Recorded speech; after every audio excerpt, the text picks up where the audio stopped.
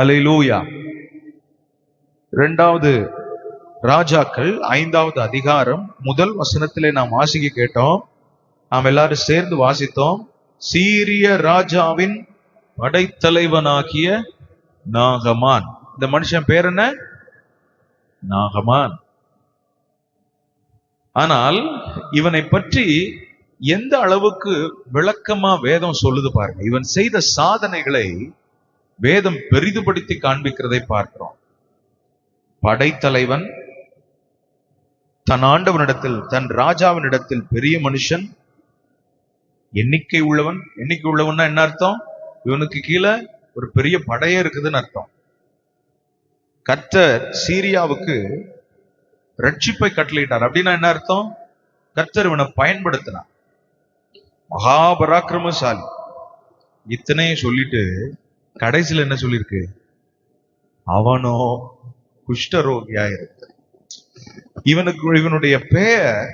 இவனுடைய பெயரை சுற்றிலும் இருக்கிற பெருமை, இவனை குறித்த மேன்மை, இவனை உயர்த்தி காட்டும் ஒவ்வொன்றும் கடைசியில் இவனை பற்றி சொன்ன அந்த ஒரு வார்த்தை மொத்தத்தையும் கெடுத்துருச்சு. அந்த சிஸ்டரா ரொம்ப தங்கமான சிஸ்டர், நல்லா ஜெபம் பண்ணுவாங்க, சர்ச்சுக்கு எல்லா கூட்டத்துக்கும் வருவாங்க. அந்த பிரதரா சர்ச்சு வேலைன்னா முன்னுக்கு நிப்பாரு, ஊழியமா ஓடி ஓடி செய்வார், ஜெபமா வரப்போல பண்ண முடியாது. ஆனா அந்த சிஸ்டருக்கு கோபம் வந்துச்சு, புருஷனை போட்டு அங்காடி அடிக்கும். அந்த பிரதருக்கு கோபம் வந்துச்சு, வாயிலிருந்து கெட்ட வார்த்தை சரளமா வந்து. அதாவது நம்மளை பத்தி 100 விஷயம் மெச்சிக்கொள்ளப்படத்தக்க, நம்மை மேன்மையாய் நினைக்கத்தக்க, பிறர் பெருமை பாராட்டத்தக்க 100 விஷயம் இருக்கலாம். ஆனால் அந்த ஆனாலுக்கு பின்பாக இருக்கு பாருங்க, மகா பராக்கிரமசாலி ஆகிய அவனோ அப்படின்னு சொல்லிட்டு அவனை சொல்லியிருக்கு பாருங்க, குஷ்டரோகி. வெளியில எல்லாரும் பார்க்கும்போது எஸ் சார் அப்படின்னு சல்யூட் அடிப்பாங்க. வெளியில எல்லாரும் பார்க்கும்போது சார் வர்றாரு அப்படின்னு எல்லாரும் எந்திரிச்சு நிப்பாங்க. சேரை விட்டு எந்திரிக்கிறாங்களோ, சேரை தூக்கிட்டு எந்திரிச்சிருவாங்க, அந்த அளவுக்கு மரியாதை இருக்கு. ஆனா அவர் வீட்டுல போய் ஷர்ட்டை கலட்டினா ஒரு பயலும் பக்கத்துல வர மாட்டான். ஏன்? குஷ்டரோகி. வெளியில எல்லாரும் அவனை குறித்து பார்க்கும்போது பெருமைப்படக்கூடியவன், மதிக்கப்படத்தக்கவன். ஆனால் வீட்டுக்குள் போய் அந்த வஸ்திரத்தை அவிழ்த்தால் துர்நாற்றம்.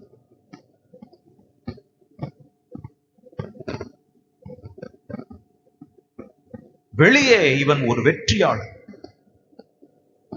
உள்ள செத்து கொண்டிருக்க. ஆனா இவன் நிலைமை எப்படி? இவங்க வீட்டுல ஒரு குட்டி பிள்ளை இருந்தா. அவ ஒரு இஸ்ரவேல் தேசத்திலிருந்து இவன் வீட்டுக்கு அடிமையாய் கொண்டு வரப்பட்ட ஒரு சிறுமி. இந்த வீட்டுல இருக்கிற வேலைக்காரி, அடிமை. இவன் எப்படி தெரியுமா? வெளியில இவ ஒரு அடிமை வேலைக்காரி, மத்தவங்க சொல்றத செய்யணும், சொல்றத செய்யலன்னா பயங்கரமான தண்டனை உண்டு, சொல்றத செய்யாம இருக்கவே முடியாது, அடிமை. ஆனா உள்ளுக்குள்ள இவ்வளவு போல சந்தோஷமான ஆள் வேற யாருமே கிடையாது. அவன் எப்படி உள்ளுக்குள்ள செத்துக்கிட்டு இருக்கிறான், வெளிய மரியாதை. ஆனா இவன் எப்படி தெரியுமா?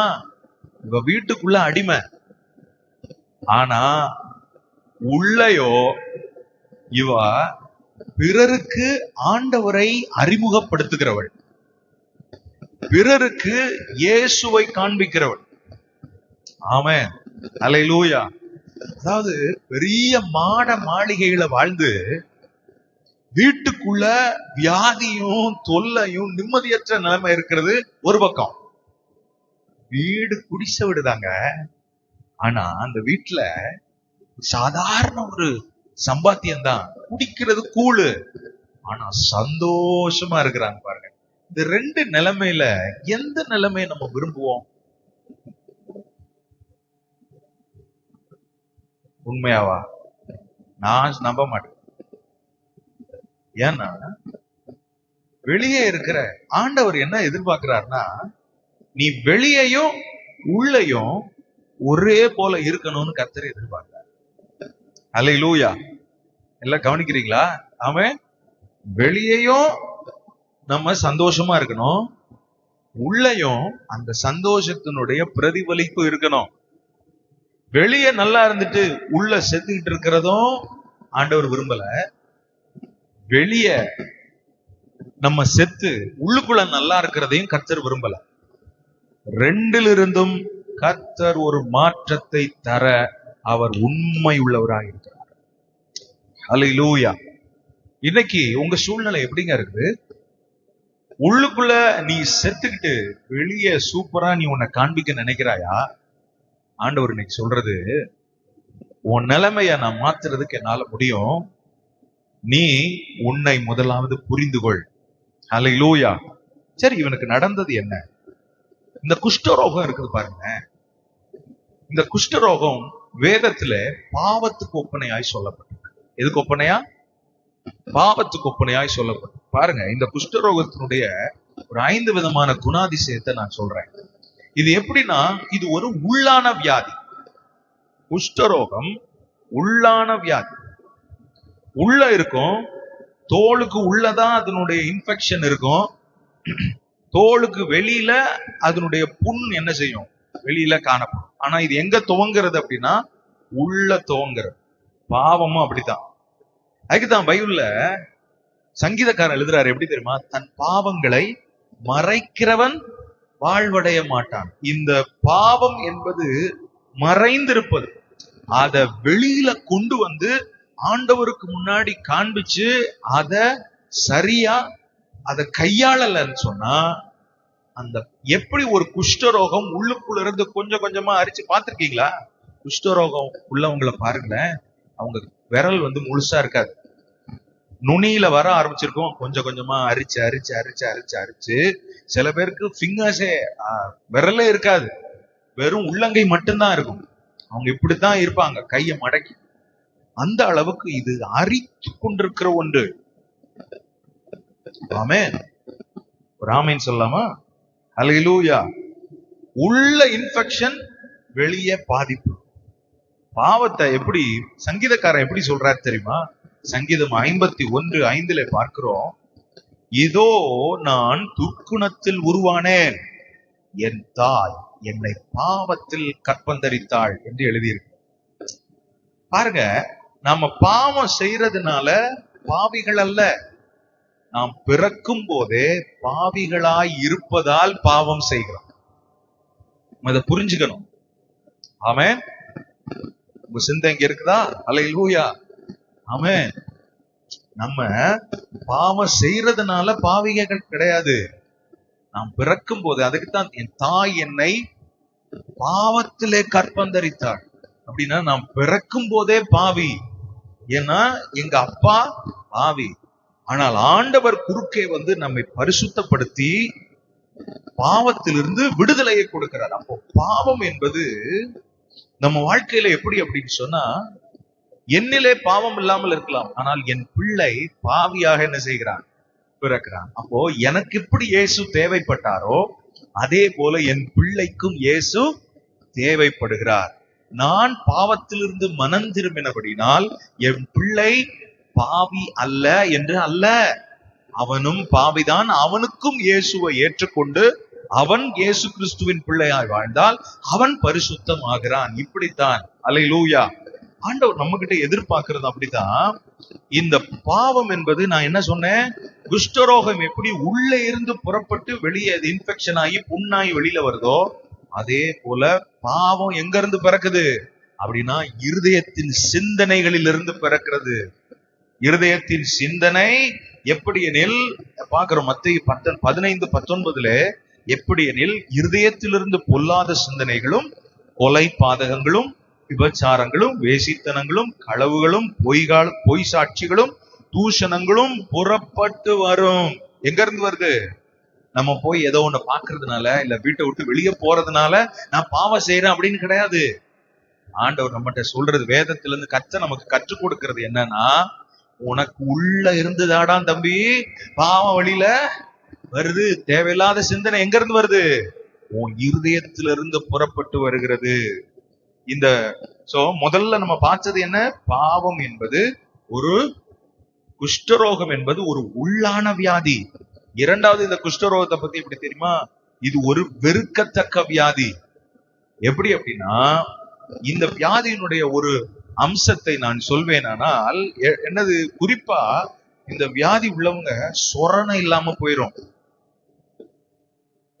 வலி இருக்காது.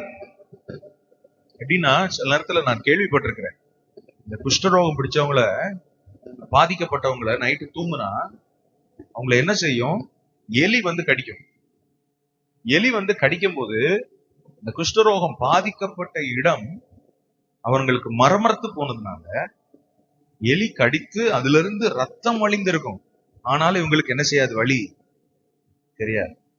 காலையில் எழுந்து ரத்த குறையா இருக்கிறத பார்த்த உடனேதான் தெரியும் எலியோ ஏதோ பெருச்சாலியோ கடிச்சிருக்கு அப்படின்னு சொல்லி மரத்து போயிருங்க. இந்த பாவம் நமக்குள்ள இருந்தாலும் அப்படித்தான். அது நமக்கு வந்து ஒரு சுரணையே இல்லாத மாதிரி ஆக்கிரும். பாவம் நமக்குள்ள இருந்தா நம்மளுடைய மனசாட்சியை சாகடிச்சிரும். நம்ம மனசாட்சியை வேலை செய்யாது. ஏன்னா நம்ம செய்யறது நமக்கு சரியாவே தெரியுது, மரத்து போயிருது. இன்னொன்னு, இந்த குஷ்டரோகத்துல இருக்கிற ஒண்ணு என்ன தெரியுமா? பயங்கர துர்நாற்றம் வரும்.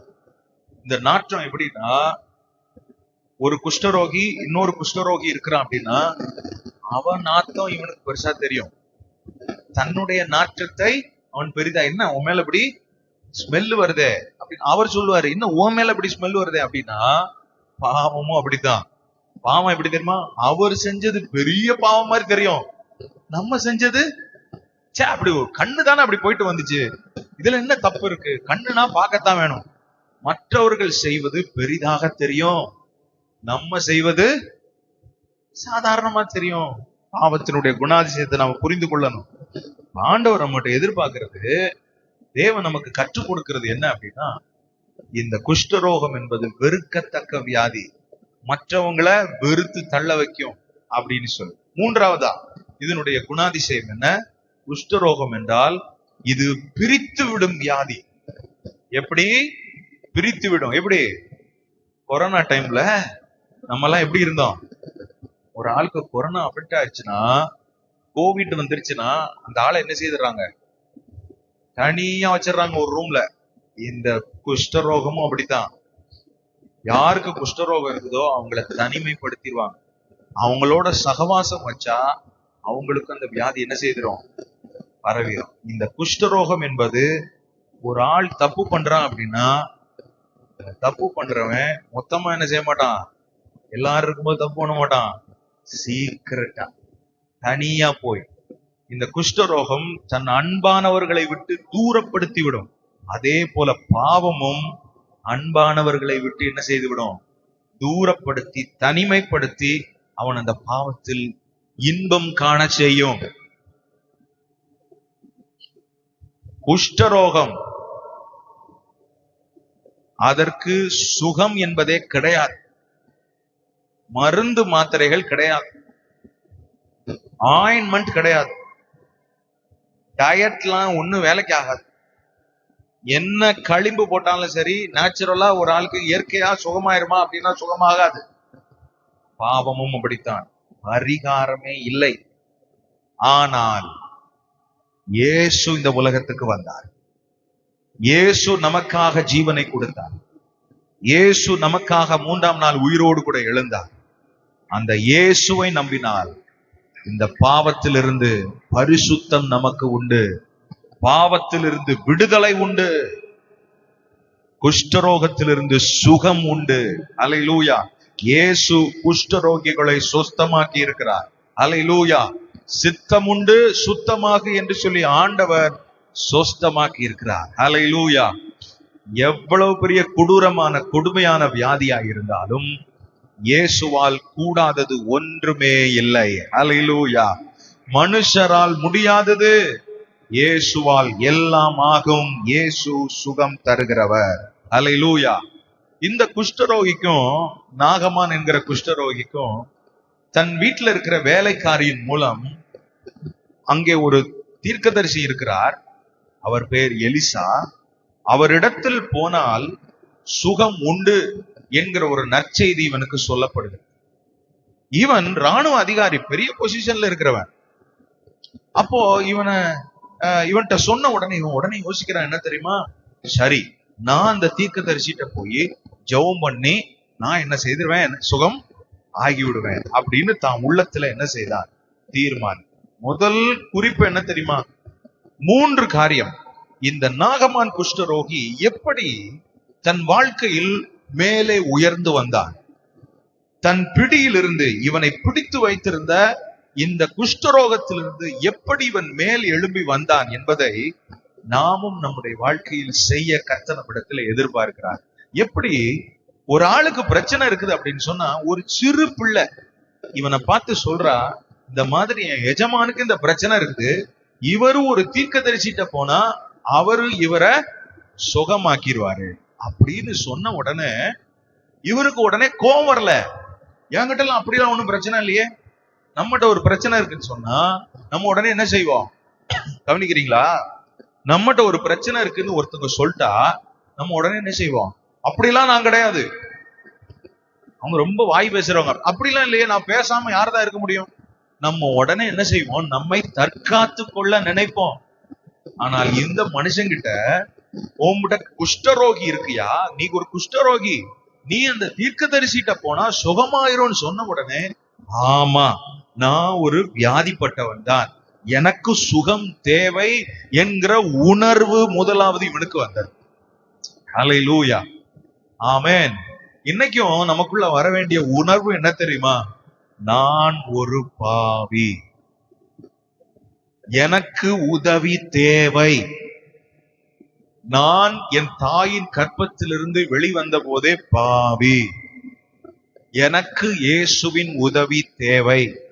நான் ரட்சிக்கப்பட்டவள், ரட்சிக்கப்பட்டவன் தான், ஆனாலும் எனக்குள் இருக்கிற இந்த வியாதியை நான் சரி பண்ண வேண்டும். ஒரே ஒரு அம்மா மட்டும்தான் ஆமேன்னு சொல்றாங்க. ஹல்லேலூயா. இத நம்ம ஒத்துக்கணும். என்னைக்குமே நம்ம பலவீனத்தை நம்ம ஒத்துக்கணுங்க. மறைச்சு மறைச்சு வச்சோம்னா வேலைக்கு ஆகாது. நம்ம பலவீனத்தை நம்ம ஒத்துக்கிட்டா அந்த பலவீனத்துல நமக்கு உதவி செய்யறதுக்கு ஆவியானவர் இருக்கிறார். நம்ம பலவீனத்தை நம்ம ஒத்துக்கிறோமோ இல்லையோ, நமக்கு எதிரானவன் பிசாசுக்கு நம்ம பலவீனம் நல்லா தெரியும். ஒரு 2 பேர் சண்டை போடுறாங்க அப்படின்னா, ஒரு ஆளுடைய பலவீனம் இன்னொரு ஆளுக்கு தெரிஞ்சிருச்சுன்னா அந்த ஆளு ஈஸியா அடிச்சு வீழ்த்தப்படுவார்.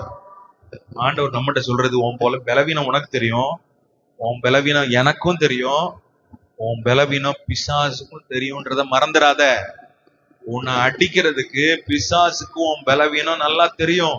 அப்படின்னா நீ முதல்ல உன் பலவீனத்தை என்ன செய், ஒத்துக்க. ஆமென், ஆமென்.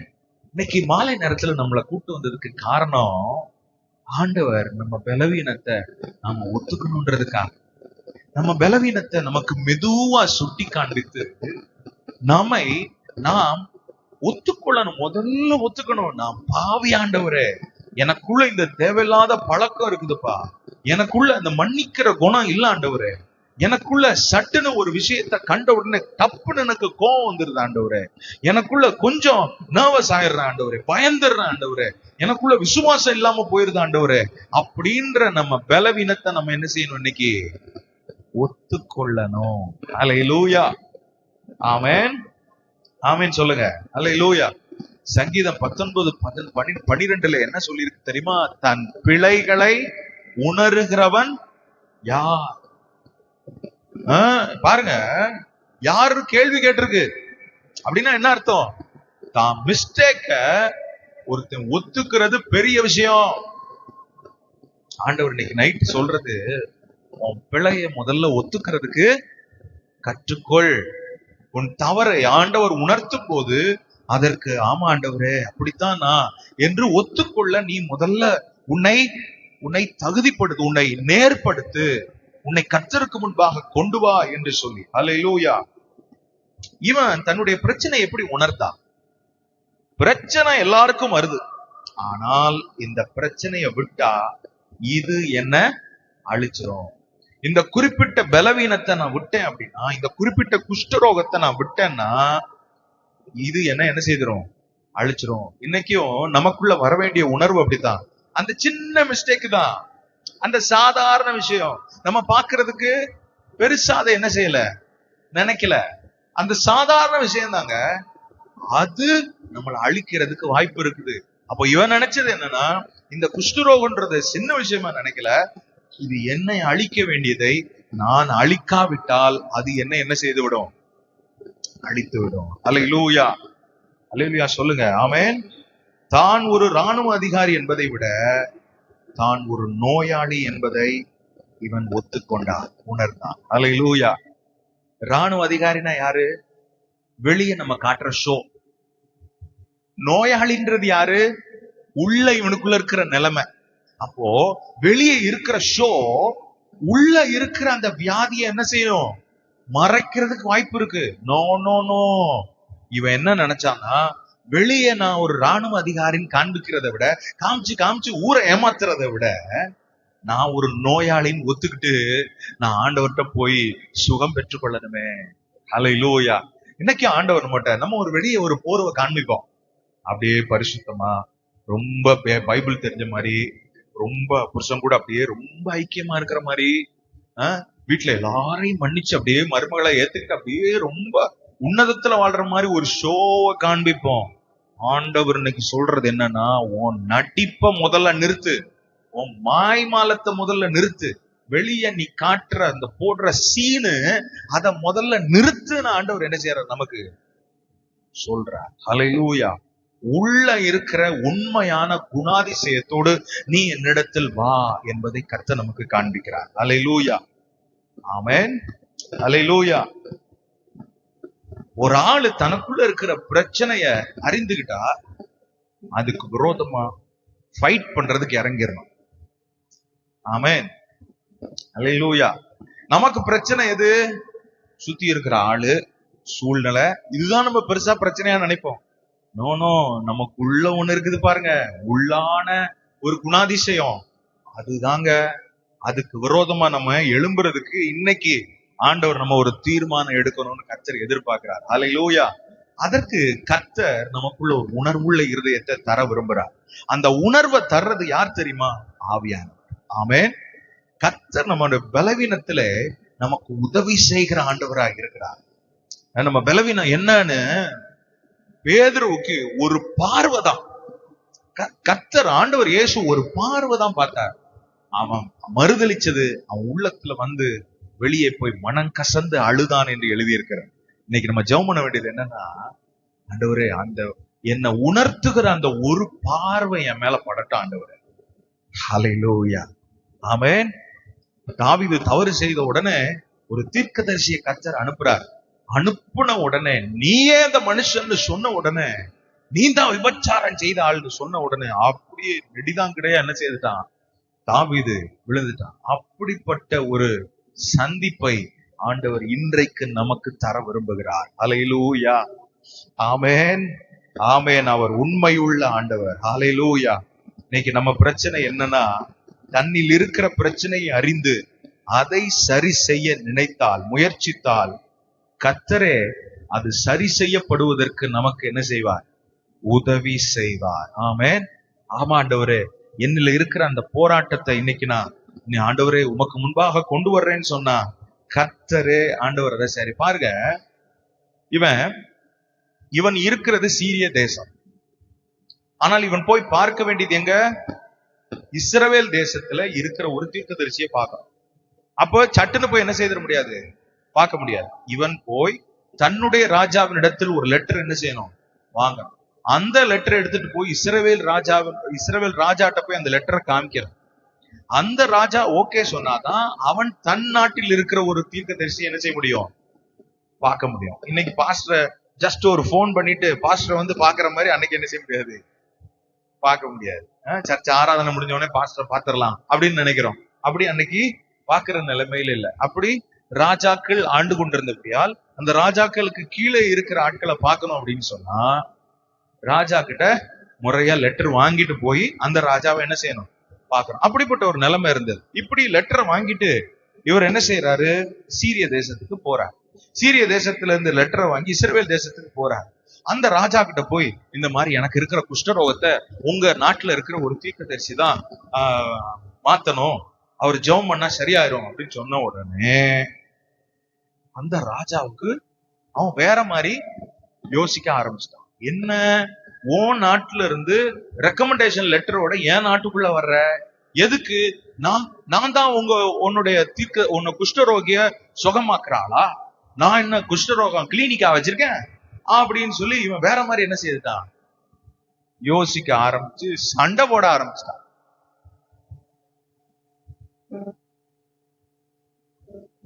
அதாவது வெளியே இருக்கிற ஒரு இயேசு அறியாத ஒருத்தர்,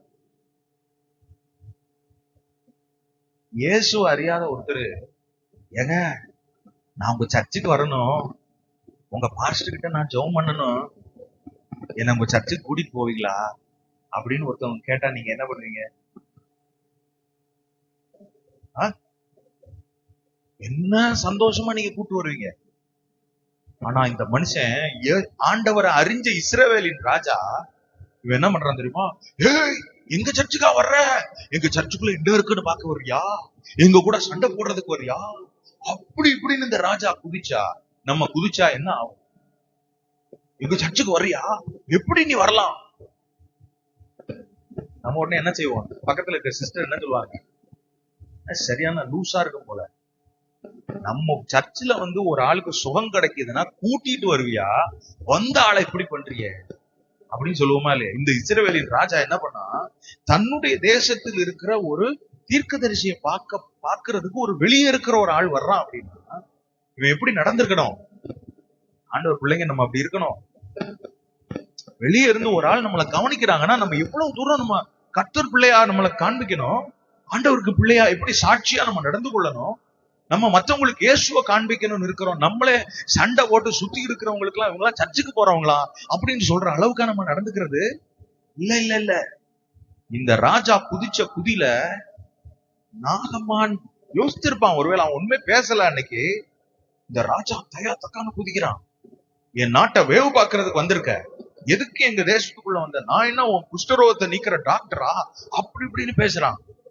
ஆனா நாகமான் எந்த பதிலும் என்ன செய்யல, சொல்லவே இல்லை. அதெல்லாம் நம்ம பாராட்டணும். நமக்கு விரோதமா ஒருத்தவங்க தக்கான்னு குதிக்கிறாங்கன்னா நம்மளும் திரும்ப என்ன செய்யக்கூடாது. இன்னும் உண்மை சொல்ல மாட்டீங்க பாஸ்டர், ஒரு கை பார்க்காம விடக்கூடாது அப்படின்னு மாதிரி இருக்குது. நீங்க அமைதியா இருக்கிறத பார்த்தா இல்ல இல்ல. இன்னைக்கு நாகமான் வெளியே இருக்கிற ஒரு ஆள், ஆண்டவரை அறியாத ஒரு ஆள் எப்படி நல்லா நடந்துக்கிறான் பாருங்க. இன்னைக்கு அந்த பக்குவத்தை ஆண்டவர் நமக்கு தருவாராங்க. அல்லேலூயா. சில நேரத்துல நமக்கு புத்தி யார் போடுறது, ரோட்ல போற கழுதையை கொண்டு என்ன செய்யணும், நமக்கு புத்தி புகட்ட வேண்டியதா இருக்கு இல்ல. நல்ல விதத்துல நடந்து இவன் குதிக்கிறத பார்த்த உடனே தேசத்துக்குள்ள இப்படி சீரிய ராஜாவின் படைத்தலைவன் நாகமான் வந்திருக்கான்னு அங்க தீர்க்கதரிசிக்கு கேள்விப்பட்ட உடனே அந்த தீர்க்கதரிசி உடனே ஆள் அனுப்பி, யோ அவன் என்னத்தானே பார்க்க வந்தான், என்ன பார்க்க வந்தான், நீ ஏன் குதிக்கிற, நீ அவனை என்கிட்ட அனுப்பிடு. ஆண்டவர் உடனே அங்க பேசி உடனே நாகமான எலிசா கிட்ட கூட்டிட்டு போறத பாக்குறோம். அல்லேலூயா.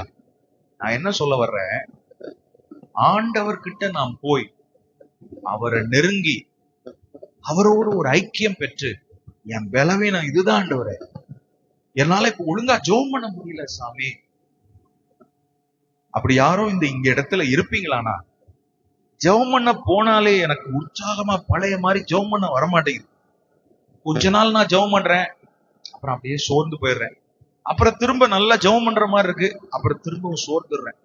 நான் செய்யறத ஆண்டவருக்காக செய்யறதுல ஒரு ஒரு ஒரு பவர் இல்ல, ஒரு உற்சாகம் இல்லன்னு ஒருவேளை நீங்க இங்க இருப்பீங்களானா, ஆண்டவர் இன்னைக்கு உங்களை ஜெபிக்க விடாம செய்யற சகல தடையையும் உடைத்து ஆண்டவர் தம் அண்டை கொண்டு வருவதற்கு தேவன் உண்மை உள்ளவராக இருக்கிறார். அல்லேலூயா.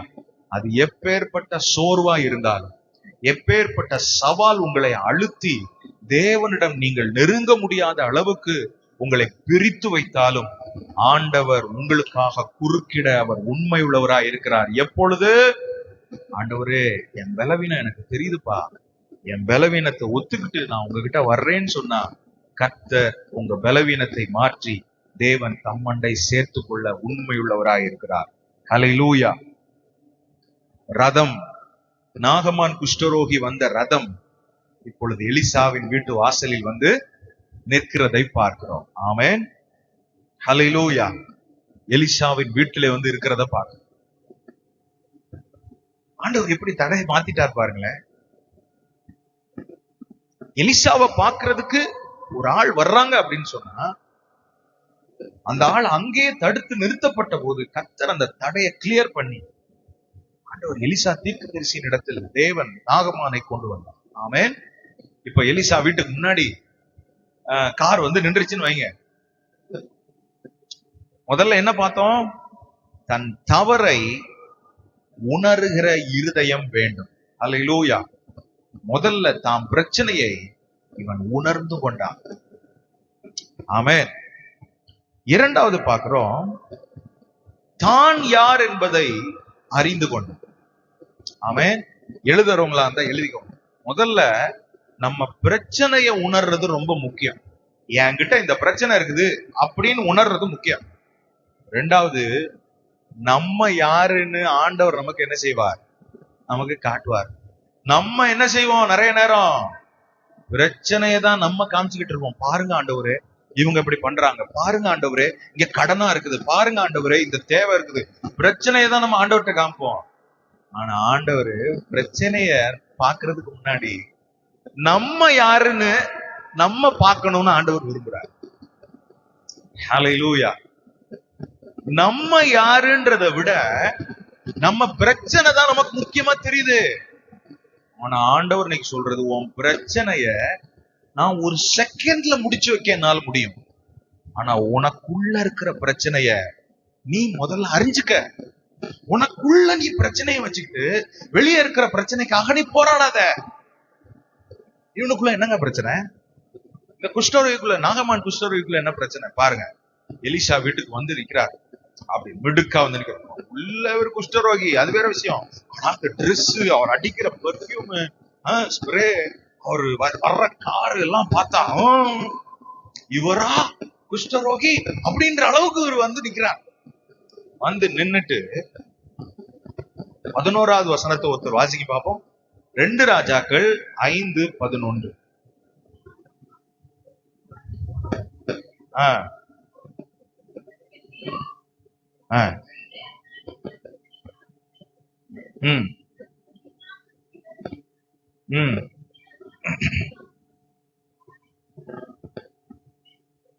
பாருங்க, இந்த வசனத்தினுடைய பின்னணியை நான் சொல்றேன்.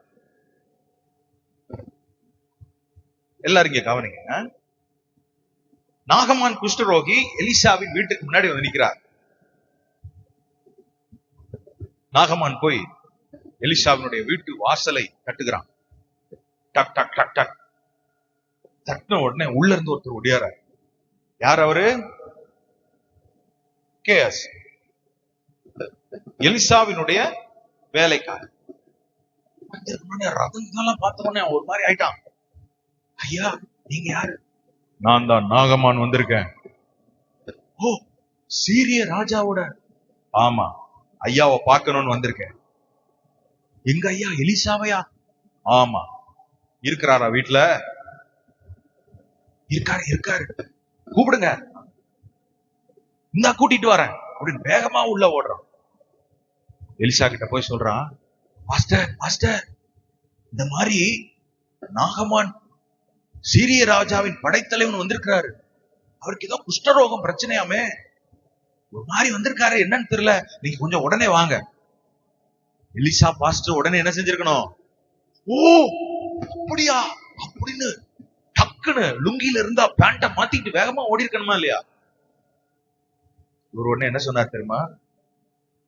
ஓ அப்படியா, அவரை போய் யோர்தான் நதியில 7 முறை முங்க சொல்லு.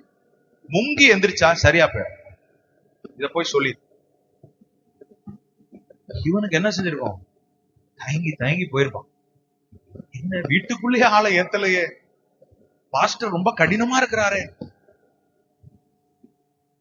சரி போய் தாங்கி, ஐயா நிஜமானு பாஸ்டர் இப்படி சொன்னாரு, 7 முறை நீங்க போய் யோர்தான் நதியில முங்கி எந்திரிச்சீங்கன்னா எல்லாம் சரியா போயிருமா, உங்க குஷ்டரோகம் சரியாயிருமா அப்படின்னு உங்ககிட்ட சொல்ல சொன்னார். என்னது? அதுக்கு தான் இந்த வசனத்தை வாசித்தோம். அதுக்கப்புறம் அதற்கு நாகமான் கடும் கோபம் கொண்டு புறப்பட்டு போய், எங்க புறப்பட்டு போறாரு? வீட்டை விட்டு எதிர் திசையில போறார்.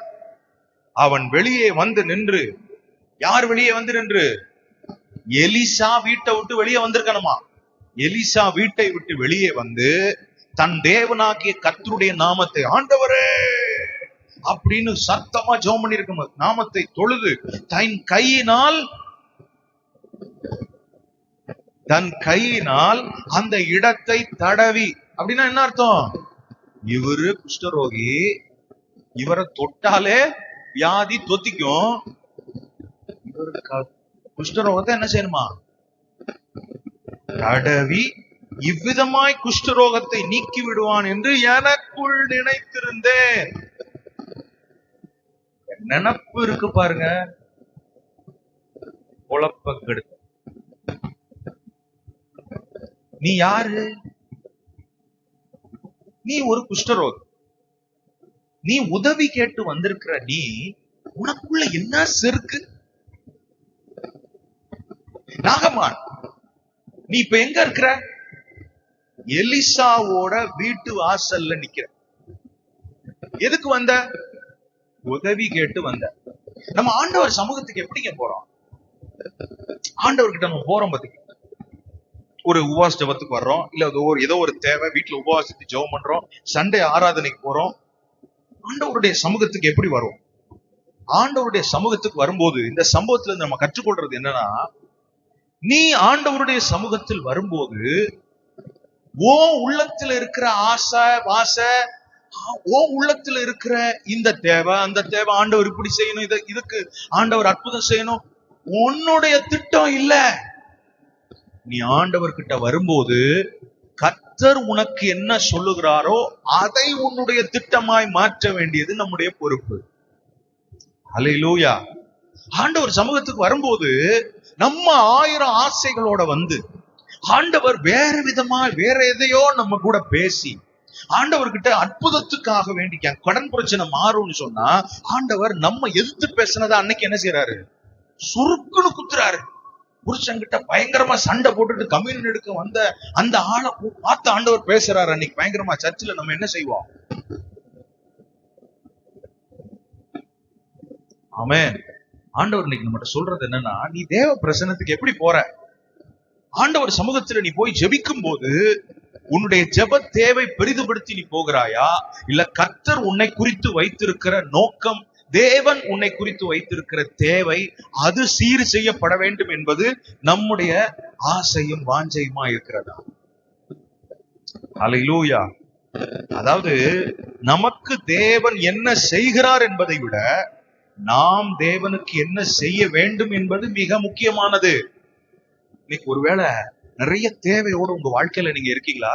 என் புருஷன் எப்படியாவது ரட்சிக்கப்படணும் பாஸ்டர், என் குடும்பத்தில் இந்த தேவை சந்திக்கப்படணும் பாஸ்டர், இப்படி பல தேவையோடு இந்த இடத்துல, என் பிள்ளைக்கு எப்படியாவது நல்ல ஒரு எதிர்காலம் வந்துடணும் பாஸ்டர், இப்படி பல தேவையோடு இந்த இடத்துல வந்திருக்கிறீங்களா? ஆண்டவர் இன்னைக்கு சொல்றது, நான் உனக்கு எதை தேவைன்னு நிர்ணயிக்கிறனோ தேவை 100 இருக்குது. ஆனா கர்த்தருடைய உள்ளத்தில் உங்களை குறித்து வைத்திருக்கிற நோக்கமும் திட்டமும் என்ன என்கிற அறிவு நமக்கு உண்டா? ஆமென். ஹல்லேலூயா. உங்களுக்கு உங்க தேவை பெருசு. ஆனா ஆண்டவர் எதிர்பார்க்கிறது, உன்னை உருவாக்கின நான், நீ என்ன செய்ய வேண்டும் என்பதை நான் திட்டம் பண்ணி வைத்திருக்கிறேன். நீ எனக்கு இடம் கொடுத்தால் உன் தேவை ஒவ்வொன்றுக்கும் நான் அற்புத பரிகாரம் செய்ய உண்மை உள்ள ஆண்டவர். ஹல்லேலூயா. இன்னைக்கு ஆண்டவர் நம்மகிட்ட சொல்றது அதுதான். நீ வருத்தப்பட்டு பாரத்தோடு இந்த இடத்தில் வந்திருப்பாயானால் ஆண்டவர் சொல்லும், ஓம் பாரத்தை நீ என்கிட்ட இறக்கி வை. நீ இறக்கி வைக்கும் பட்சத்தில் நான் என்னுடைய இளைப்பாறுதலை உனக்கு தர உண்மையுள்ள தேவனாய் இருக்கிறேன். ஹல்லேலூயா. ஆமென். அவன் நினைச்சது, அந்த குஷ்டரோகி நாகமான் நினைச்சது ஒன்றும் அவன் எதிர்பார்த்தது போல் நடக்கவில்லை. 12வது வசனத்துல பாருங்களேன், என்ன போட்டிருக்குது? உக்கிரத்தோட திரும்பி போனான். ஆண்டவர் உன்னை பேசும்போது அதை ஒத்துக்கிறது இல்ல, அதற்கு எதிரடையாய் நடப்பது, அதுக்கு எதிர்த்து நிற்பது, கர்த்தருடைய வார்த்தைக்கு எதிராய் செயல்படுவது. பாருங்களேன், கவனிங்க. இந்த நாகமான பொறுத்தளவு எப்படி தெரியுமா? ஆண்டவர் வேணும், ஆனா அவர் திட்டம் வேணாம். எப்படி? ஆண்டவர் வேணும், நான் சுகமாகறதுக்கு ஆண்டவர் வேணும், ஆனா ஆண்டவர் மனசுல இருக்கிற திட்டத்தை நான் அறிஞ்சுக்க மாட்டேன். இன்னைக்கு ஆண்டவர் நம்மகிட்ட சொல்றது, உனக்கு ஆண்டவர் வேணுமா? இல்ல ஆண்டவர் வேணும்ன்றது நம்ம தேவை ஆண்டவர் முன்னாடி வைக்கிறது. ஆனா இன்னைக்கு ஆண்டவர் நம்மகிட்ட சொல்றது, என் உள்ளத்தை நீ பார்க்க போறியா, இல்ல என் கையில இருந்து ஏதாவது வாங்கிக்கணும்னு நீ வந்தியா? ஆண்டவர் நீ சொல்றது, என் உள்ளத்தை நான் உனக்கு வெளிப்படுத்துற ஆண்டவர். என் உள்ளத்தை நீ பிரியப்படுத்திட்டா என் கை உனக்காக வேலை செய்யும். ஹல்லேலூயா. நிறைய பேரு கைய பார்த்துக்கிட்டு தான், கையில என்ன கிடைக்கும், கை அற்புதம் செய்யுமா, கை நமக்காக சத்ருவின் கட்டை உடைக்குமா, இந்த கையே பார்த்து தானே நம்ம பழகிட்டோம்.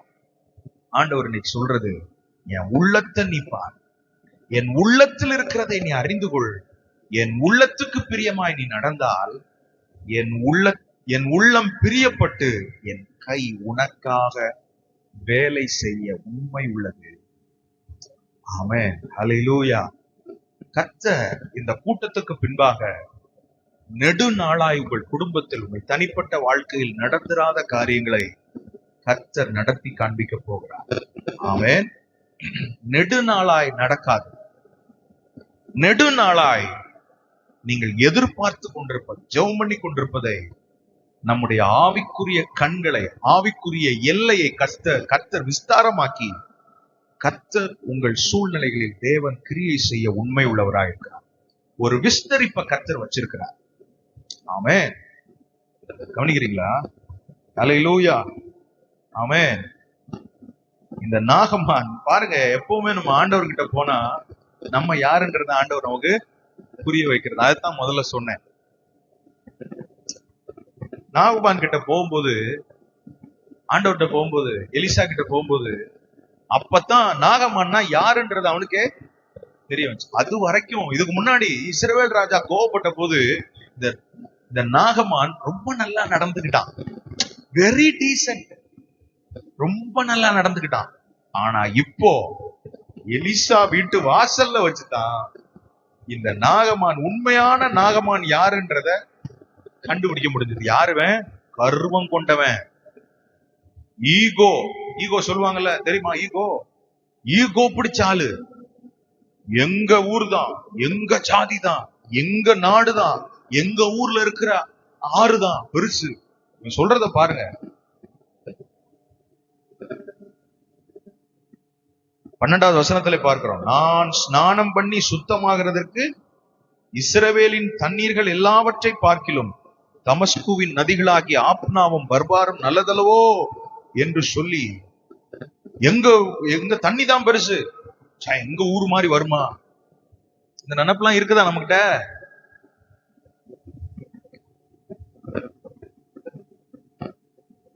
இது என்ன ஊரு? இன்னைக்கு ஆண்டவர் சொல்றது, அதை மாத்திக்க. முதல்ல நீ முன்னேறாததுக்கு காரணம் உனக்குள்ள இருக்கிற இப்படிப்பட்ட மேட்டிமையான எண்ணம். கர்த்தர் உன்னை எங்க கொண்டு வந்தாரோ அதை குறித்து நீ உண்மை உள்ள ஆளாய். கர்த்தர் எந்த ஆபீஸ்ல உன்னை வச்சிருக்கிறாரோ, எந்த இடத்தில் கர்த்தர் உன்னை பொசிஷன் பண்ணினாரோ அந்த இடத்தை குறித்து தேவனை வைத்து நீ பெருமைப்படு. ஹல்லேலூயா. ஆமென். ஏன்னா ஆண்டவர் தாங்க அங்க உங்களை வச்சது, அந்த தெருவுல கர்த்தர் தான் உங்களை வச்சது. அப்படின்றப்போ எங்க ஊர் அப்படி, அங்க இப்படி, இங்க இப்படி, அமெரிக்கா இப்படி, ஆப்பிரிக்கா இப்படி, யார் கேட்டா அதெல்லாம்? இப்போ எங்க இருக்கிறீங்களோ, உங்க கம்பெனில கர்த்தர் உங்களை வச்சிருந்தா, உங்களை அந்த தெருவுல வச்சிருந்தா, உங்களை அந்த சபையில வச்சிருந்தா, அதை குறித்து நீங்கள் பெருமையா, ஏன் பெருமையா நினைக்கணும்? வெட்டி பெருமையெல்லாம் இல்ல, கர்த்தர் என்ன வச்சிருக்கிறார் அந்த இடத்துல. கர்த்தர் அந்த வீட்டுல என்ன மருமகளா வச்சிருக்கிறார், என்ன மாமியாரா கொடுத்திருக்கிறார், என் வீட்டுல அப்படி வாக்கப்பட்டு என்ன ஆண்டவர் இங்க அனுப்பி இருக்கிறார் அப்படின்ற ஒரு எண்ணத்தோடு இருந்தா ஆண்டவர் உங்களை கொண்டு பெரிய காரியத்தை செய்வார். ஹல்லேலூயா. அந்த முறுமுறுப்பின் எண்ணம் இன்னைக்கு மாறி போகட்டும். அந்த தேவையில்லாத கர்வம் மாறி போகட்டும். அந்த தேவையில்லாத பெருமைக்குரிய எண்ணங்கள் மாறி போகட்டும். இன்னைக்கு கர்த்தர் இன்னைக்கு ஒரு புதிய இருதயத்தை இயேசுவின் நாமத்தில் சிருஷ்டித்து ஆண்டவர் அந்த பழைய எண்ணங்களை தேவன் கவிழ்த்து போடுவாராக, அகற்றி போடுவாராக இயேசுவின் நாமத்தினாலே. ஆமென். ஆமென். சத்தமா சொல்லலாம். ஹல்லேலூயா. இந்த ஈகோ இருக்குது பாருங்க, மோசமான வியாதிங்க. கர்வம், வீண் பெருமை. இந்த ஈகோ உள்ள ஆட்கள் என்ன பண்ணுவாங்க தெரியுமா? கர்வம் உள்ள ஆட்கள் எப்படி நடந்துக்குவாங்க? தாங்க தான் எல்லாரை விட சிறந்தவங்க அப்படின்னு நினைக்கிறவங்க, தங்களையே பெருமையா நினைச்சுக்குவாங்க. மற்றவங்களுடைய கவனத்தை எப்பவுமே தாம் பக்கம் வச்சுக்கணும்னு நினைப்பாங்க. ஏன் நான் இதெல்லாம் சொல்றேன்னா, இதெல்லாம் நமக்குள்ள இருக்கா இந்த வியாதி அப்படின்னு பார்க்கணும். சும்மா நான் இதெல்லாம் விளக்கி சொல்லல. மத்தவங்க கவனத்தை நம்ம பக்கம் திசை திருப்புறாளா நம்ம ஈகோ பிடிச்ச ஆளு. ஒரு ஆள் பாருங்க, எல்லாம் கவனிங்க, எல்லாருக்கும் ஒவ்வொரு கருத்து இருக்கும். அந்த ஒரு ஆளு ஈகோ பிடிச்ச ஆளு அவங்களுக்கு விரோதமா இன்னொருத்தவங்க மாற்று கருத்து சொல்லிட்டா அவங்களுக்கு என்ன செய்யாது, ஆகா. உதாரணத்துக்கு சொல்றேன், மனைவி இருக்கிறா, புருஷன் இருக்கிறாரு. அவர் ஒரு கருத்தை சொல்லியிருப்பாரு, இந்த அம்மா அதுக்கு ஒரு மாற்று கருத்து சொன்னா இவர் உடனே என்ன செஞ்சிடும், இருக்கு நான் தான் சொல்லிட்டேன்ல.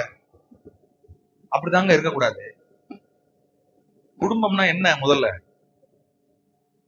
நிறைய குடும்பங்கள்ல இந்த கருத்து வேறுபாடு இருக்கிறதுக்கான காரணம் நான் தான் பெரியவன்ற அந்த ஈகோ, கர்வம்.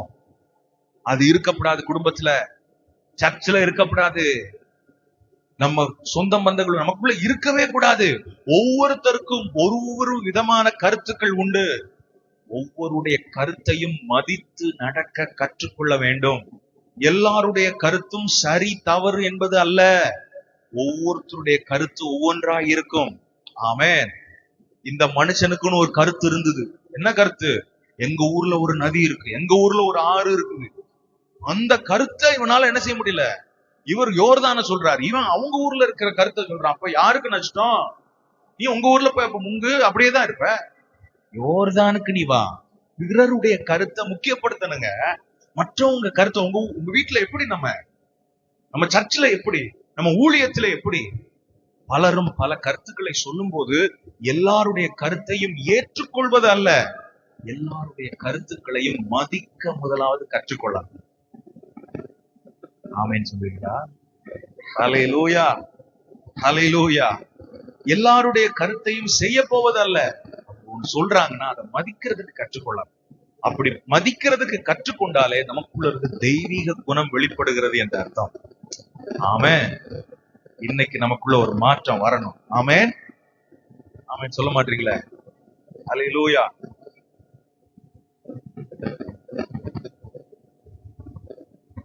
இவனுக்குள்ள இந்த கர்வம் என்ன தெரியுமா? தன்னைத்தான் முக்கியப்படுத்தலாம், ஆண்டவரை முக்கியப்படுத்தல. இன்னைக்கு ஒரு மாற்றம் உண்டாகட்டும். என்ன மாற்றம்னா, நீங்க சொல்றத நான் முக்கியப்படுத்துவேன் ஆண்டவரை. என் கருத்தெல்லாம் தூக்கி குப்பையில போடுறேங்கத்தா, என் கருத்து ஓரம் கட்டுறேங்கத்தா. இன்னைக்கு அப்படிப்பட்ட ஒரு இருதயத்தை, தாழ்மையை நாம் தரித்துக் கொள்ள கர்த்தர் நம்மிடத்தில் எதிர்பார்க்கிறார். ஹல்லேலூயா, ஆமென். பாருங்க, இந்த கவனிங்க. ஆண்டவர் உன்னுடையதை மாற்றுவதற்கு முன்பு நீ மாற அவர் எதிர்பார்க்கிறார். கர்த்தர் மாற்ற வேண்டியதில் உன் கவனம் இருந்தால் நீ மாறாமல் உன் நிலைமையும் மாறாமல் போய்விடும். கர்த்தர் எதில் நாம் கவனம் செலுத்த நினைக்கிறாரோ அதிலே நாம் கவனம் செலுத்தினால் நமக்கு எது அவசியமோ அதில் அவர் கவனம் செலுத்துவார். புரிஞ்சுதா? ஹல்லேலூயா, ஆமென். திரும்பவும் சொல்றேன் பாருங்க, திரும்பவும் கவனிங்க. உங்க கவனம் இங்க இல்லன்றத நான் சொல்றேன், உங்க கவனம் இங்க இருக்கணும். ஒரு ஆளு புரணி பேசுனா அக்கா அப்படியா, அதெல்லாம் நல்லா கேட்போம். ஆமென், ஆமென் சொல்ல மாட்டீங்க. ஒரு ஆள் இன்னொத்த வீட்டுல உள்ள கதைய கேட்கறதுக்கு ஏசப்பா இருக்கிற நாட்டம் இருக்குது பாருங்க. ஆனா நம்மளை பத்தி ஒருத்தர் சொல்லிட்டா நம்ம அதை பாதிதான் கவனிக்க. சர்ச்சில் நம்ம மெசேஜ் எப்படி கவனிக்கிறோம்? ஏன்னா கவனிக்கிற முகத்தை பார்த்தாலே எனக்கு தெரிஞ்சிடும். பொதுவா இங்க இருக்கிறவங்களுக்கு கர்த்தர் கொடுக்கிற கிருபை, ஒரு ஆள் கவனிச்சு வேற எங்கேயோ பாத்துக்கிட்டு இருந்தா கவனம் இங்க இல்லைன்னு அர்த்தம். ஆமென், அல்லேலூயா. தேவன் உன்னை பேசுறதுக்கு நம்ம காது என்ன செஞ்சிருக்கணும்? கூர்மையா இருக்கணும். அல்லேலூயா. இன்னும் சென்சிட்டிவா இருக்கணும்னு நான் சொல்றேன். அல்லேலூயா. பாருங்க, திரும்ப நான் உங்களுக்காக அதை வாசிக்கிறேன். கர்த்தர் எதில் நாம் கவனம் செலுத்த நினைக்கிறாரோ அதிலே நாம் கவனம் செலுத்தினால் நமக்கு எது அவசியமோ அதுல அவர் கவனம் செலுத்துவார். ஹல்லேலூயா. எனக்கு காண்பீங்கப்பா, நான் யாருன்னு எனக்கு காண்பீங்கப்பா. ஹல்லேலூயா. ஆமென். மூன்றாவது என்னன்னா, நம்ம பிரச்சனை என்ன என்பதை நாம் அறிந்து கொள்வதும் நாம் யார் என்பதை நாம் புரிந்து கொள்வதும், இது ரெண்டும் நடந்ததற்கு பின்பாக ஆண்டவர் எதிர்பார்க்கிற மூன்றாவது அங்கம், அவர் பக்கமாய் நம் மனதை திருப்ப தேவன், மனம் திரும்புதல் என்கிற ஒன்றை தேவன் நம்மிடத்தில் எதிர்பார்க்கிறார். ஹல்லேலூயா. நம்ம பிரச்சனை நம்ம அறிகிறோம், நம்ம யாருன்றத ஆண்டவர் உதவியோட அறிஞ்சுக்கிறோம். இது ரெண்டோட அப்படியே எழுந்து போயிடுறதா? இல்ல. மூன்றாவது, ஆண்டவர் நம்மகிட்ட பிரதிக்கிரியை எதிர்பார்க்கிறார். என்ன தெரியுமா? நாம அவர் பக்கமா திரும்பணும், மனம் திரும்பணும்ன்றத கர்த்தர் எதிர்பார்க்கிறார். ஆமென், ஹல்லேலூயா. ஏன்னா குஷ்டரோகம் என்பது வெளியே இருக்கிற வியாதி, கர்வம் என்பது உள்ளே இருக்கிற வியாதி. நம்ம வெளியே இருக்கிற பிரச்சனையை காண்பித்து உள்ளே இருக்கிற கர்வத்தை விட்டுறக்கூடாதுங்க. கர்வம் நம்மளை கொன்றும். ஆண்டவரே, வெளியே இருக்கிறதை பார்த்து உள்ளே இருக்கிற என்னை நான் விட்டுவிடக் கூடாது அப்படின்னு ஆண்டவர் இன்னைக்கு சொல்றது, நீ மனம் திரும்பு அப்படின்னு ஆண்டவர் என்ன செய்யறார்? முதல்ல இவன் குஷ்டரோகத்துக்கு தீர்வு சொல்றதுக்கு முன்னாடி ஆண்டவர் இவன் மனசுல இருக்கிற அந்த கருவத்தை முதல்ல வேற இருக்கணும்னு நினைச்சார். ஹல்லேலூயா. இன்னைக்கு கர்த்தர் நம்ம கிட்ட எதிர்பார்க்கறது என்னன்னா, உன் தேவை இருக்குது பத்தியா, அதுதானே உன் மனசுல இருந்து கொப்பளிச்சு வந்துகிட்டு இருக்குது. உன் தேவை இன்னைக்கு மறந்துரு. நான் என்ன செய்ய போறனோ அதை நீ பெற்றுக்கொள். அதே நேரத்தில் உன் தேவையையும் நான் சந்திக்க உண்மை உள்ள தேவன். உன் தேவையை நான் மறக்கல, உன் தேவையை நான் மறக்கவே மாட்டேன். ஆனா நீ எனக்கு ஏற்ற பிள்ளையா நீ மாறணும். நீ என் பிள்ளைன்றத உன் குடும்பத்துல காண்பிக்கணும். உன் குடும்பத்துல இன்னும் ரட்சிக்கப்படாதவங்க இருக்கிறாங்களே, அந்த ரட்சிக்கப்படாத ஆட்களுக்கு முன்பாக நீ இயேசுவாகிய என்னை காண்பித்தால், நான் உன் தேவை என்னவா இருந்தாலும் அதை செய்ய அவர் கடமைப்பட்டிருக்கிறார். அல்லேலூயா. இவன் கர்வம் கொண்டு ஒரு மாதிரியா இவன் செயல்பட ஆரம்பிச்ச உடனே, இவன் குஷ்டரோகின்றத ஒரு சின்ன பிள்ளை சொல்லி அனுப்புனான் வீட்டுல. இப்ப ஆத்து பக்கத்துல, இவன் வீட்டு பக்கத்துல, எலிசா வீட்டு பக்கத்துல இருந்து எலிசாவுடைய நாகமானுடைய வேலைக்காரனை, ஊழியக்காரனே சொல்றாரு. என்ன சொல்றாரு தெரியுமா? ஐயா, 13வது வசனத்துல நானே வாசிக்கிறேன். தகப்பனே, அந்த தீர்க்கதரிசி ஒரு பெரிய காரியத்தை செய்ய உமக்கு சொல்லி இருந்தால் அதை நீர் செய்வீர் அல்லவா? ஒரு 100 பவுன் தங்கம் எடுத்துட்டு வாங்கன்னு சொன்னா அதை செய்வீர் அல்லவா? 100 பவுன் தங்கத்தையா கேட்டாரு எலிசா தீர்க்கதரிசி? இல்ல, சாதாரணமா ஸ்நானம் பண்ணும், அப்பொழுது சுத்தமாவீர் என்று அவர் உம்மோட சொல்லும் போது அதை செய்ய வேண்டியது எத்தனை அதிகம். ஆமென், அல்லேலூயா.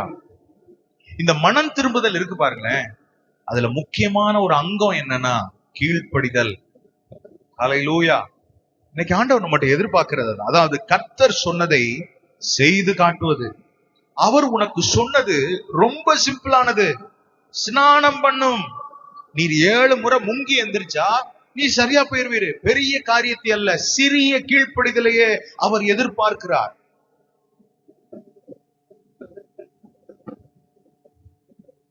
ஒரு குஷ்டரோகம் வியாதி சுகமாறதுக்கு எத்தனை முறை முங்கணும்? எத்தனை முறை முங்கணும்? 7 முறை.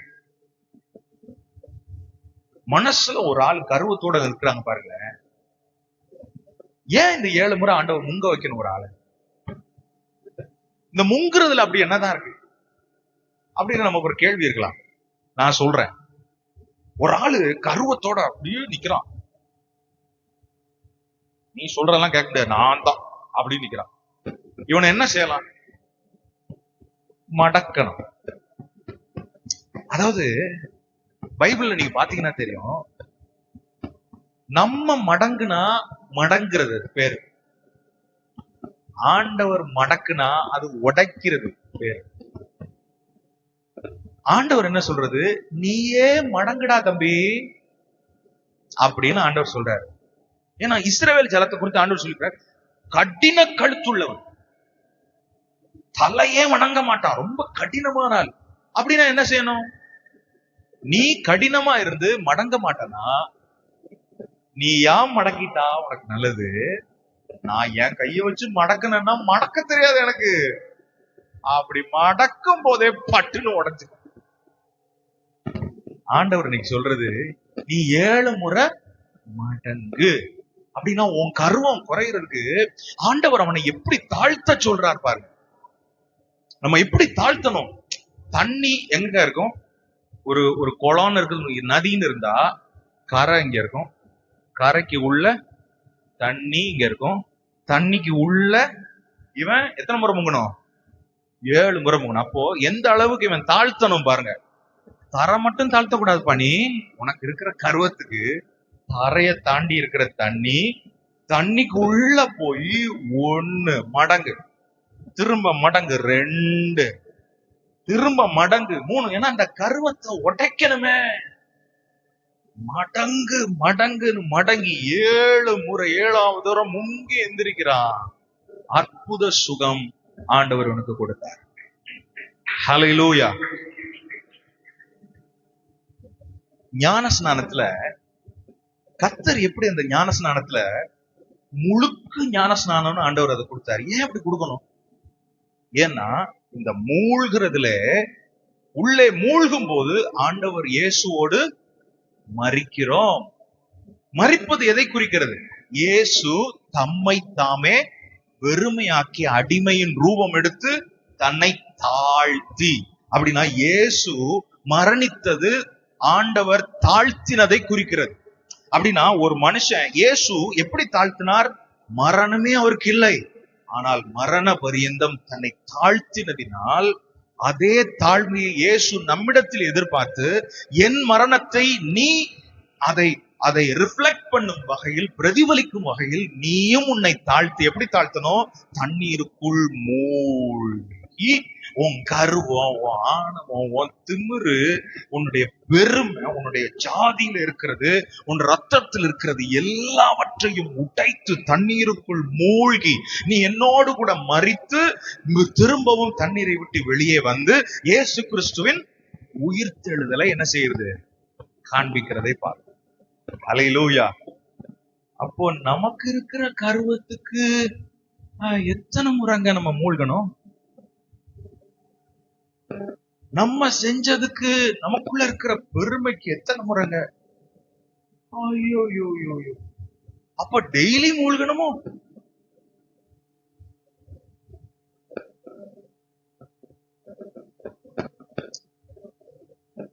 ஆண்டவர் இன்னைக்கு நம்மகிட்ட எதிர்பார்க்கிறத, என்னை உமக்கு முன்பாக தாழ்த்துகிறேன்,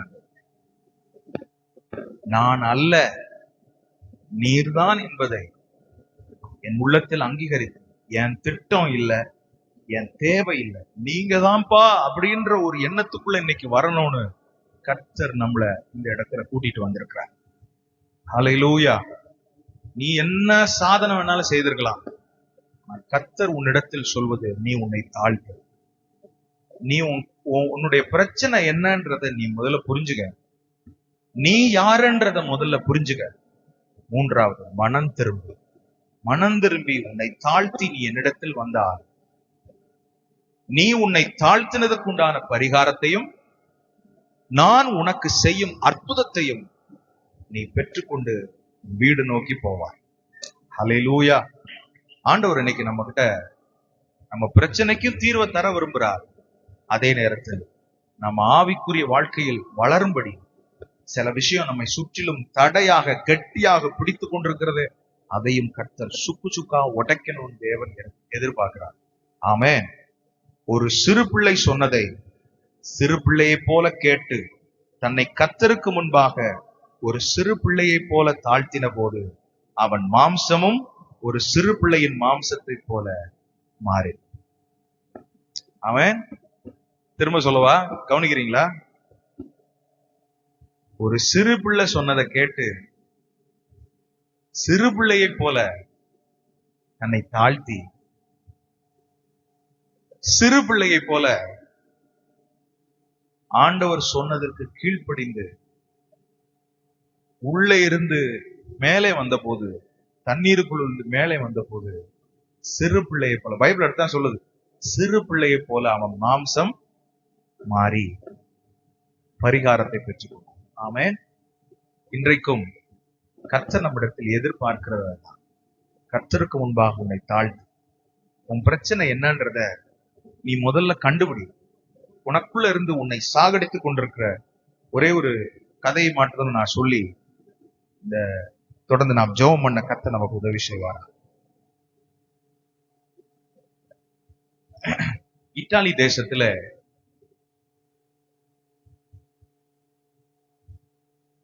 ஒரு பெரிய சர்க்கஸ் சாகசம் செய்கிற ஒரு மனிதன் இருந்தார்.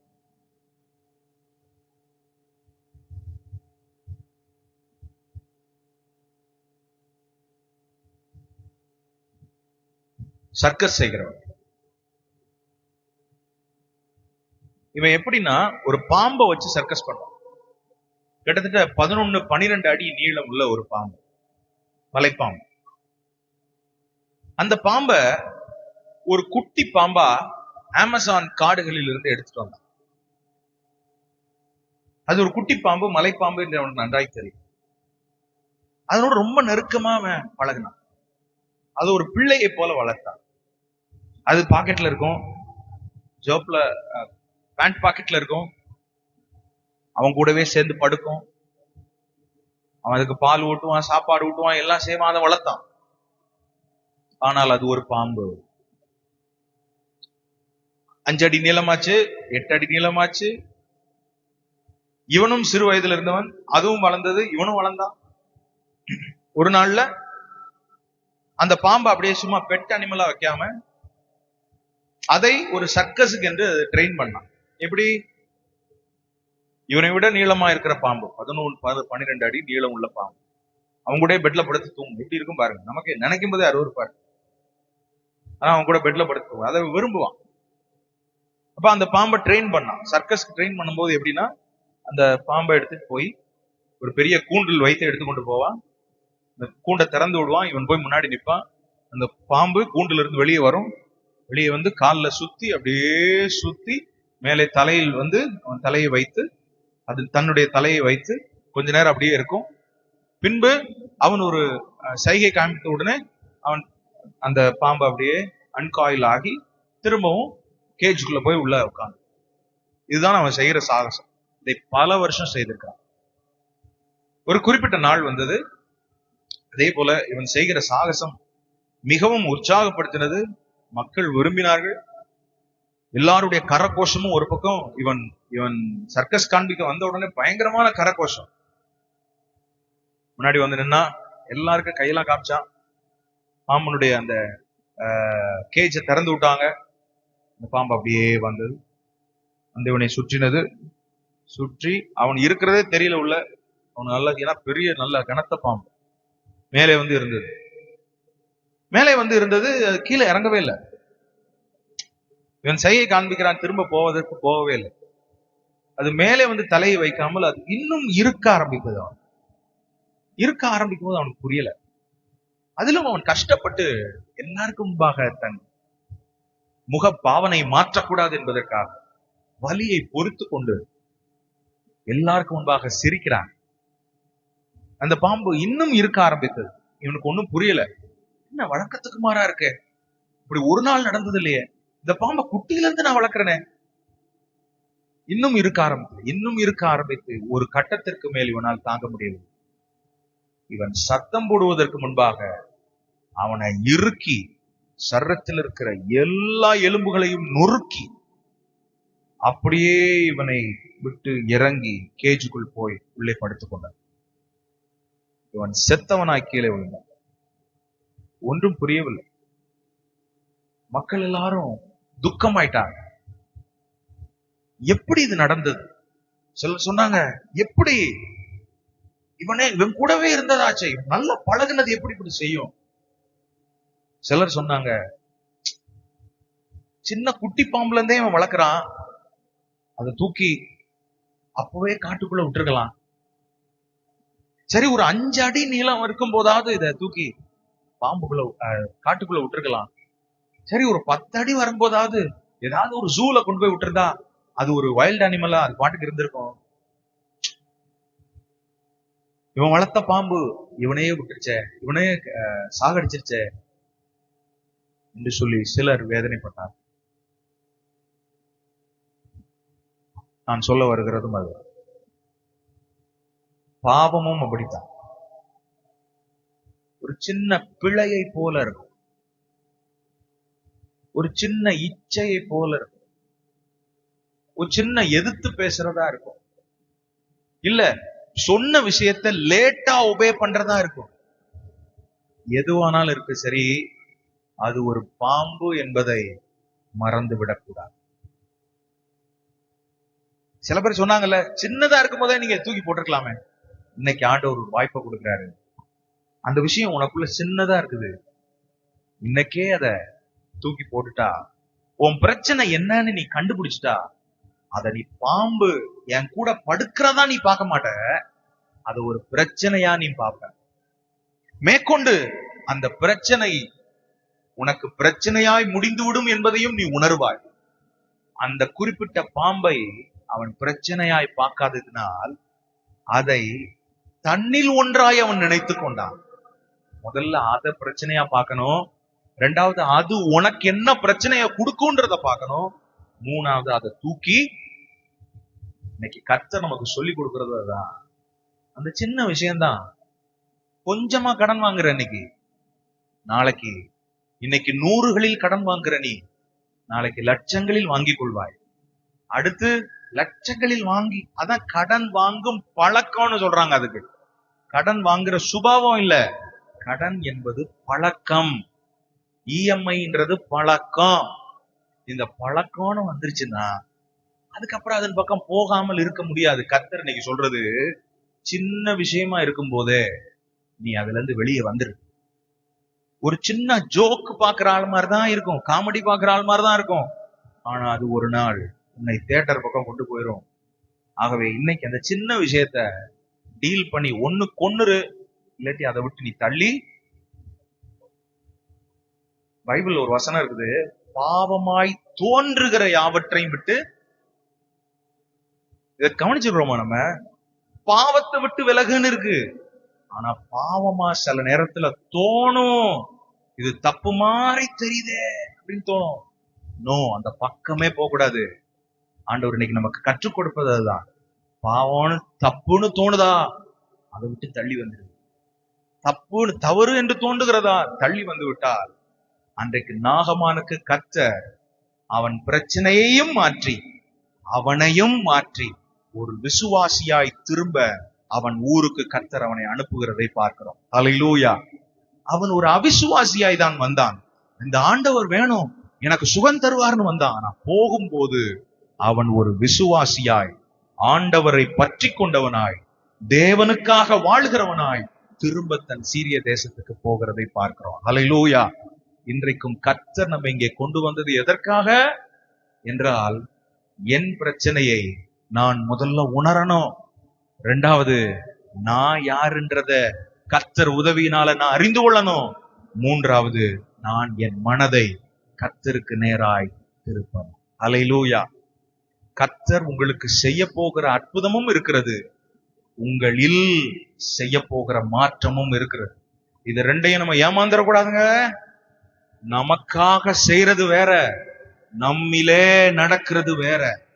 ஆண்டவர்கிட்ட இன்னைக்கு சொல்லணும், நமக்காக செய்யறது ஆண்டவருடைய வேலை. அற்புதம் யார் செய்ய முடியும்? நீங்க செய்வீங்களா? யாராவது சொல்லுங்க, அற்புதம் நீங்க செஞ்சிட முடியுமா? அற்புதம் செய்யறதுதான் இன்னைக்கு நமக்கு முக்கியமா தெரியுது. ஆனா ஆண்டவர் சொல்றது, அற்புதம் செய்யறது என் வேலை, என்கிட்ட விட்டுரு. நீ அற்புதத்தை காமிக்காத, நீ முதல்ல மாறுறத இன்னைக்கு உன்னை ஒப்புக்கொடு.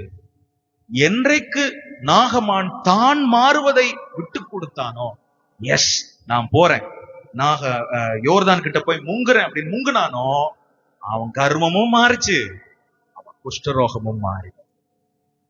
ஹல்லேலூயா. இன்றைக்கு நமக்குள்ள ஒரு தெளிவு உண்டாகட்டும். ஆண்டவர் நம்மை மாற்றி, நம்முடையதையும் மாற்றி, அவருடைய பிள்ளைகளாய் தேவன் நம்மை ஆக்கி ஆசீர்வாதமாக்குவாராக. ஹல்லேலூயா. ஆமென். ஒரு 5 நிமிஷம் நம்ம ஜெபம் பண்ணலாமா? ஹல்லேலூயா. தம்பி, டி மேஜர். இன்னைக்கு ஆண்டவர்கிட்ட சொல்லுங்க, ஆண்டவரே, உங்களால் முடிந்தா எழுப்பி நிக்க முடியுமா?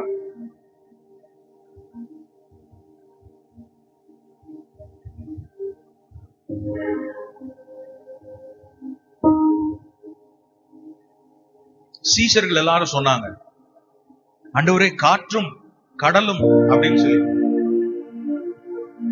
காற்று இப்படி அடிக்குது, தண்ணி உள்ள வருது, சீஷர்கள் சொன்னாங்க. ஆனா ஆண்டவர் அதை பார்த்து கண்டுக்கவே இல்லை. ஆண்டவர் பார்த்ததெல்லாம், நீ ஏன்டா பயந்த? உனக்குள்ள ஏன் விசுவாசம் இல்லாம போச்சு? நீங்க உங்க பிரச்சனை தானே கைய காமிச்சுட்டு இருக்கீங்க. ஆண்டவர் உங்களையே பார்த்துட்டு இருக்கார் தெரியுமா? நீ மாறு, உன் சூழ்நிலையில் மாற்றம் உண்டா.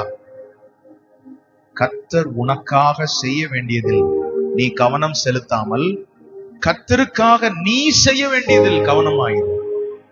கர்த்தர் உன் விஷயத்தை பார்த்துக் கொள்வார். நான் வாழ்ந்தாலும் உம்மோடுதான், மரித்தாலும் உம்மோடுதான். நான் வாழ்ந்தாலும் இயேசுவுக்கா, மரித்தாலும் இயேசுவுக்கா. சேர்ந்து பாடலாமா? உமக்காகத்தானே